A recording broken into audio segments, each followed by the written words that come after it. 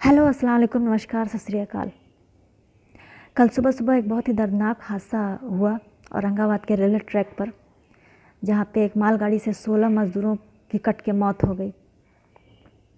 ये बेचारे मज़दूर अपने घर जा रहे थे, पर अफसोस कि ये घर जाने के बजाय कहीं और चले गए। ये अब कभी अपने घर नहीं जा पाएंगे। ये बहुत ही अफसोसनाक और दर्दनाक हादसा गुज़रा। वो बेचारे मज़दूर जो है अपने घर के लिए पैदल निकले थे, पर उनकी मंजिल घर की बजाय कहीं और हो गई, चली गई। पर इन सब के लिए ज़िम्मेदार कौन है? इन सब के लिए मोदी गवर्नमेंट ज़िम्मेदार है, सिर्फ़ और सिर्फ मोदी गवर्नमेंट।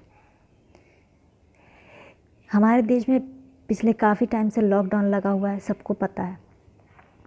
ये सिर्फ़ एक लॉकडाउन नहीं है, ये एक जंग है, और किसी भी जंग के लिए पहले से तैयारी की जाती है।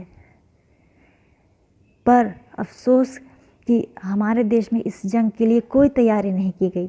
ना तो गवर्नमेंट ने तैयारी की और ना ही गवर्नमेंट ने जनता को तैयारी करने दी। अचानक से रातों रात लॉकडाउन लगा दिया जाता है देश में। अचानक से रातों रात खबर आती है कि अब से देश में लॉकडाउन रहेगा 21 दिनों का। मैंने ये बात पहले भी कही थी, एक बार फिर कहती हूँ कि मोदी जी के सारे फैसले आधी रात को होते हैं। अचानक से रातों रात जो है लॉकडाउन लगा दिया, बिना कोई तैयारी किए, बिना प्रिपरेशन किए, बिना इसकी रूपरेखा तैयार किए, और जिसकी वजह से ही ये सारे हादसे आ रहे हैं सामने। इन सब में सबसे ज़्यादा गरीब और मज़दूर पिस रहे हैं।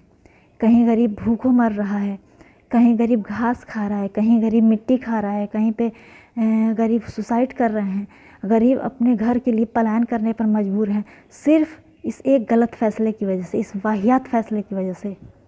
क्योंकि मोदी जी ने इसके बारे में पहले से जानकारी नहीं दी। लॉकडाउन लगाना था, लगाया होता, पर इसके लिए मोदी गवर्नमेंट को, बीजेपी गवर्नमेंट को पहले जनता को बताना चाहिए था कि हाँ, इतने तारीख से, इस दिन से, इतने दिनों तक, इतने महीनों तक लॉकडाउन लगेगा, ताकि जनता इसके लिए पहले से तैयार हो जाए। 2-3 दिनों का मौका देना चाहिए था लॉकडाउन लगाने से पहले, कि जो जाने वाले हैं अपने घर, वो मज़दूर अपने घर चले जाएं। लोग अपने घर में राशन का इंतज़ाम कर लें। जो मज़दूर जहाँ काम करते हैं वहाँ से अपनी पगार ले लें। इसके लिए पहले से तैयार हो जाएं इस लॉकडाउन के लिए। पर कोई तैयारी नहीं हो पाई। जनता बेचारी बेखबर बैठी रही और रातों रात लॉकडाउन लग जाता है देश में, जिसकी वजह से सबसे ज़्यादा असर गरीब मज़दूरों पर पड़ा, जो दूसरे शहरों में, दूसरे राज्यों में काम करते हैं। वो जहाँ थे वहाँ फंस गए, उनकी कंपनियाँ बंद हो गई, उनके काम बंद हो गए, जिसकी वजह से उनके खाने और रहने की सबसे बड़ी समस्या खड़ी हुई, जिसकी वजह से वो पलायन करने पर मजबूर हुए। कितने मज़दूर चलते चलते रास्तों में मर गए, कितने मज़दूर भूख प्यास से मर गए, कितने मज़दूर हादसों का शिकार हो गए। और इन सब के लिए सिर्फ बीजेपी गवर्नमेंट ज़िम्मेदार है।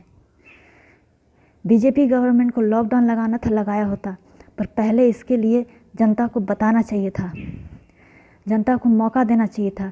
बीच में भी अगर 21 दिन का लॉकडाउन लगा भी दिया, तो बीच में 2-3 दिनों के लिए इस ब्रेकडाउन को, जो है इस लॉकडाउन को रोकना चाहिए था, ब्रेक करना चाहिए था, ताकि गरीब मज़दूर अपने घर आराम से पहुंच जाएं, अपने परिवार के पास पहुंच जाएं।